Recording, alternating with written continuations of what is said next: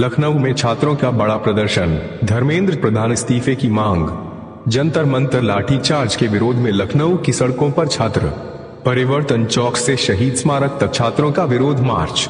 ढपली बजाकर छात्रों का प्रदर्शन, सरकार के खिलाफ जमकर नारेबाजी। छात्रों की चेतावनी, धर्मेंद्र प्रधान के इस्तीफे तक आंदोलन जारी।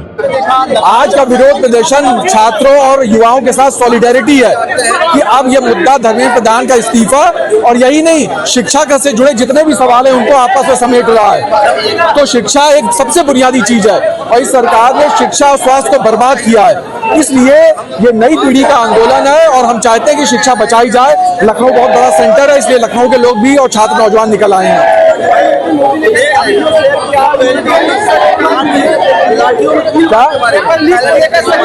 नरेंद्र मोदी ने 2014 में भी यही बात बोली थी, ऑफिशियल रिकॉर्ड है। नरेंद्र मोदी की बात पर इस देश का युवा यकीन ही नहीं करता, कोई भी नहीं यकीन कर सकता, क्योंकि नरेंद्र मोदी ने ही 2013 और 14 में वीडियो जारी करे थे कि पेट्रोल का दाम इतना होगा और गैस का दाम इतना होगा और बेरोजगारी को इतनी खत्म किया जाएगा। आज 12 साल हो चुके हैं। तो नरेंद्र मोदी इस देश का अब तक का सबसे झूठा प्रधानमंत्री है, उसकी बात पे कोई यकीन नहीं कर सकता। मोदी सरकार के एक मंत्री हैं, शिक्षा मंत्री, उन्होंने कहा है कि सोनम वांगचुक देश विरोधी है। भाई अब सोनम वांगचुक जी हो चुके हैं, तो अब वो ऐसा होता है ना कि वो रात में होते हैं देश विरोधी, सुबह हो जाते हैं देशभक्त, शाम को फिर देश विरोधी। अभी को लद्दाख पहुंचते पहुंचते फिर जेल में डाल दें ये लोग। तो ये कुछ नहीं कहा जा सकता है, ये दबाव की राजनीति है। जिस मेदांता हॉस्पिटल में 15 सांसदों को मिलने नहीं दिया, वहां पे रात के 1 बजे आईसीयू में घुस के ये लोग वहां पे जूस पिला के खत्म करवाते हैं। तो ये दबाव की रणनीति है। ये सोनम वांगचुक पे जो चल सकती है पर इस देश के युवाओं और छात्रों पे नहीं चल पाएगी। देखिए, बहुत बहुत धन्यवाद पत्रकार बंधु आपका। आपके चैनल का प्रदर्शन हमारा ऐसे ही जारी रहेगा जब तक कि हमें न्याय नहीं मिलेगा, इसलिए कि हमारे पास डिग्रियां बढ़ रही हैं, हमारी उम्र बढ़ रही है, लेकिन हमें रोजगार नहीं मिल रहा। रोजगार के नाम पे ये सरकार सिर्फ जुमलेबाजी करती है।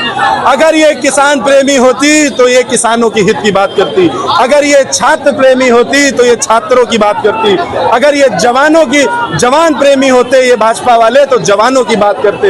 लेकिन आज जब से इनकी सरकार बनी है हमारे भारत में सिर्फ और सिर्फ परेशानियां ही बढ़ती जा रही हैं।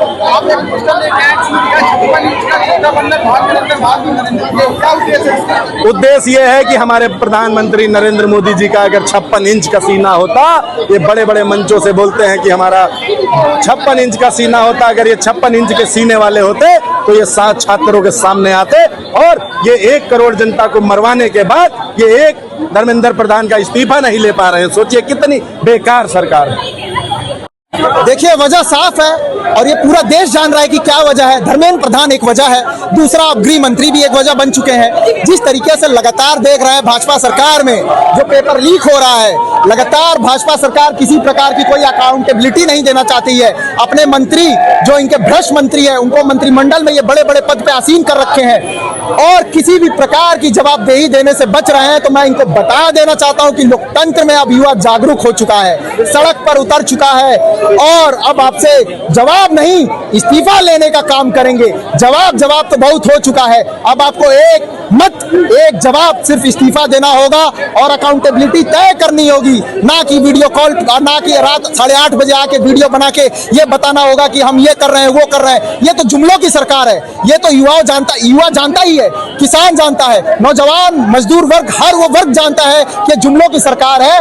मोदी जी अगर कोई बात बोलते हैं तो उसको हम लोग जो है 100% सत्य नहीं मान सकते हैं, क्योंकि जुमलाबाजी वाले लोग हैं। तो बस अब आज लखनऊ में भी युवा एक हुआ है और नेशन वाइड कॉल भी है, देश में भी युवा एक हुआ है। जब तक धर्मेंद्र प्रधान और गृह मंत्री का इस्तीफा नहीं होगा तब तक हम लोग चैन से बैठने वाले नहीं है। इनकलाब जिंदाबाद।